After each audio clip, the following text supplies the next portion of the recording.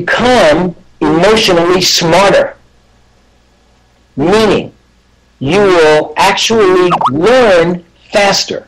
This is very cool. When you, as an adult, really see your ability to learn is increasing, you're learning new stuff. That's one of the most exciting things for me about my life, is to be learning new stuff. I love it when I learn.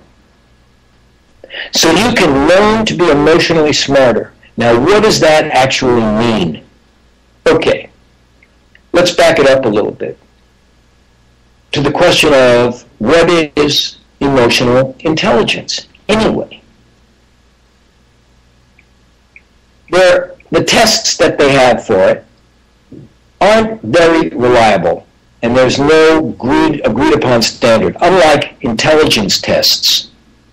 There's some basic series of intelligence tests. This is like the Holy Bible. I mean, it's the Wechsler Adult Intelligence Scale, or for children, Wexed Intelligence Scale for children, WISC.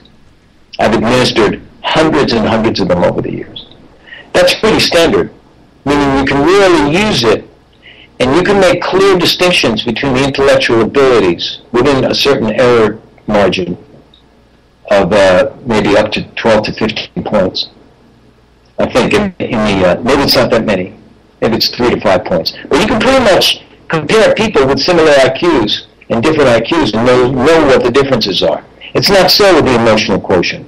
Now, if you are interested in finding out about emotional intelligence at a higher level, send us an email. I will send you a review article by Dr. Bruce Peltier. It's the best review article. You'll know more about emotional intelligence than just about any psychologist or psychology professor at any university you know, unless they're specifically involved in the field. If you're interested in a review article, you send over a request to TFOK Radio, and I will send you that review article. Pretty much what it'll tell you is there's no real objective way of measuring emotional intelligence. Now, since it's such a new field, I'd say 25 years old, to be generous, there's not even a clarity about what emotional intelligence is. The guy that really coined the term and had it like explode in the culture, his name is Daniel Goleman. He wrote a book called Emotional Intelligence, and he has a very different way of approaching emotional intelligence than I do.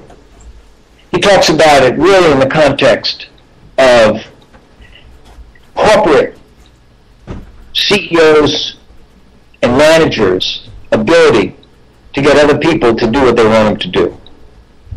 It sounds almost manipulative, and it seems to be a skill set that he thinks is an indicator of emotional intelligence. I don't agree with that. He also, when asked, can acknowledge that there are other dimensions of emotional intelligence. I'll break it down to you in a minute. But it seems that that's his emphasis. So what is emotional intelligence? What is emotional intelligence? I ask these kids today, what is an emotion? I'll ask you, what is an emotion? How's that? Simple question, right? Go ahead, say it out loud. Okay, so at least half of you said an emotion is a feeling. It's a feeling. Okay, that's good. What's a feeling? What's a feeling? I don't know. Feeling is an emotion. Most people, when I ask that question, will answer an emotion is a feeling, and then they'll say a feeling is an emotion, and they haven't really identified it. They just relabeled it. So my definition of an emotion is an impulse produced by your emotional brain. It's that simple. It goes back to the three brains again. Like your heartbeat. It's an impulse. It's felt. The heartbeat is felt. There's a pressure. If you put your hand on your heart right now, you put your hand on the front right or left side of your neck, you can feel the pulse beat. You can feel the pressure. Okay. An emotion is an impulse. It's experienced as a pressure. And it's produced by the limbic system. We all have it. So emotional intelligence has to do with being able to, number one, I have it broken down into 4 dimensions. The first dimension is self-awareness. First dimension of Emotional intelligence is self-awareness and the ability to communicate so you can feel understood. And there's a lot in that sentence. So for one, self-awareness. Many people don't even know when they're having an emotion. They don't know when they're having an emotion, especially men. Other people know that they're having an emotion, but they don't know what it is.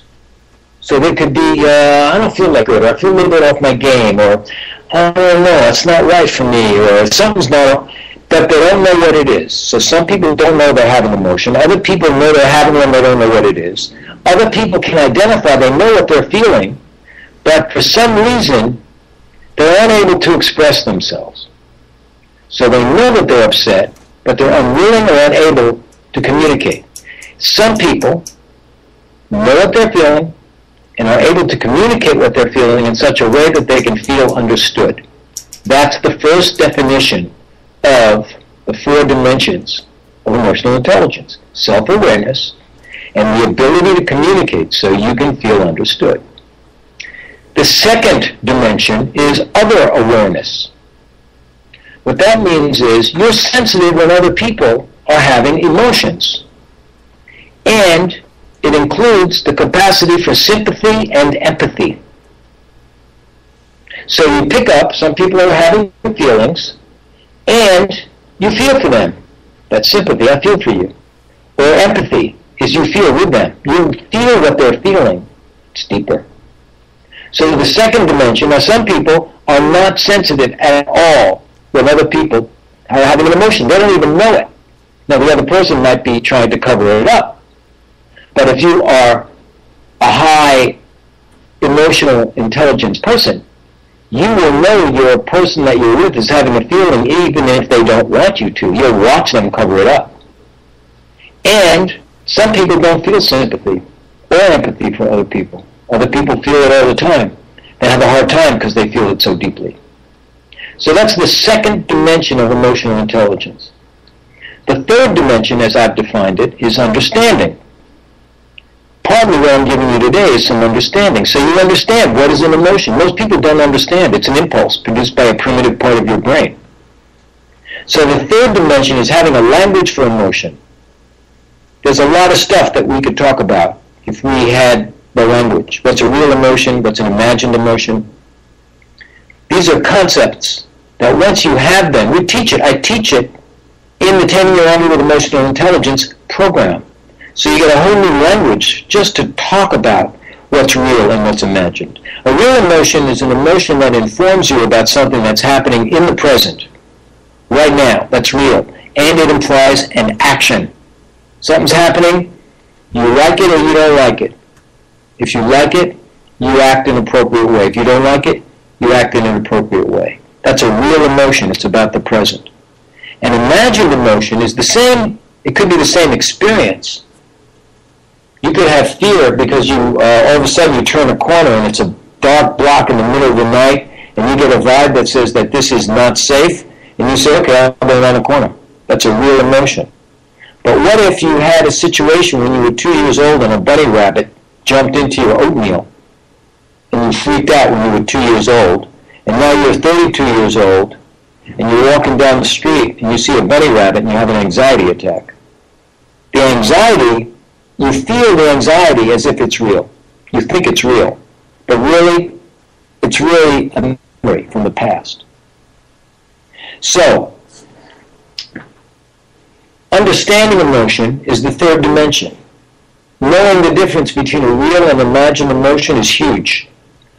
I would say that all, not most, all of the depth psychology theories, Freudian therapy, Jungian therapy, Klein, all these different schools of therapy are based on the understanding that people act in the present based on the past. That they have feelings about the present, but they're not really about the present. They're memories. And once you understand that, you can begin to look at your own behavior in a totally different way. Now, I've said before, this is not what's usually thought of as therapy. I'm not doing therapy. Whenever people think of therapy, they think about fixing a problem. That's the only time people think psychology. I got a problem. I got a marriage problem. I got a drug problem. I got an anger problem. I got a problem with my kid. I got a problem with this and I got a problem with that. And that's the time people seek out psychology. That's like the only time you ever think of the dentist is to fix your cavity. Nobody would go to a dentist to learn how to brush your teeth and use dental floss. That's what this is about. I'm teaching you how to brush your teeth and use dental floss so you don't get a cavity. It's teaching basic principles of emotional intelligence to help you figure out some of the stuff that you're not happy with in your own life, so you can adjust it. You don't have to look at it as a problem. This is what adulthood is about, and this is what adolescence should be about. Justin Bieber has an opportunity to really look at himself and learn about his ego going wild. And, the gift is for him in his life that he gets an opportunity to play at that level of the game. So what he does is way bigger than if, some local kid has a six-pack and drives his Chevy, has a, race with his buddy. It's never going to make national news. And that's the arena that he's in. So, going back to the idea that you can become emotionally smarter. Now, the fourth dimension is self-control. That's where taming your anger comes in. That's a method. Taught this method. I learned it working with men in prison with strikes. I've taught it in the women's prison, taught it to juveniles on probation, taught it to doctors and lawyers and producers and actors and husbands and wives. Taught it to many people at many levels of society. And so the fourth dimension is self-control. You can't help what you feel. That's a building block. You can't help what you feel. Take that in. It's happening to you. Okay. Now, you are responsible for how you express it.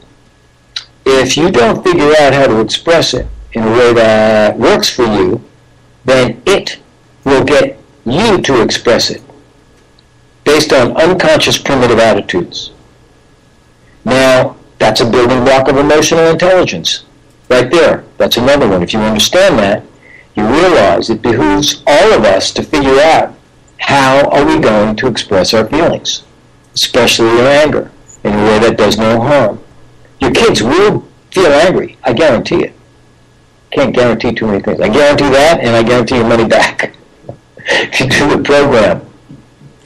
All right. Well, I've been going off here. We have a couple of things we like to do each week, and one of them is story time. So, I am going to read a story, but I need to find more light. This is going to be a challenge. Hold on a minute, because I am broadcasting from somewhere that I'm not familiar with. Okay, back. So, I picked a story because this story has to do with illusion and how we think we know what's going on in other people's space in terms of emotional intelligence. And you don't know until you check it out. You really don't know. You may think that you have a high level of emotional intelligence, and you might. But before you can assume that's true, you need to check out if what you're feeling is real. I'll tell you a story from my life. This is what I'm reminded of in terms of checking out whether your belief about yourself and other people is real or imagined. So I was a young graduate student and married to my high school sweetheart. I met her in the fraternity house. I was in a fraternity with Paul Simon, and before he became the incredible ballot deal. Well, it became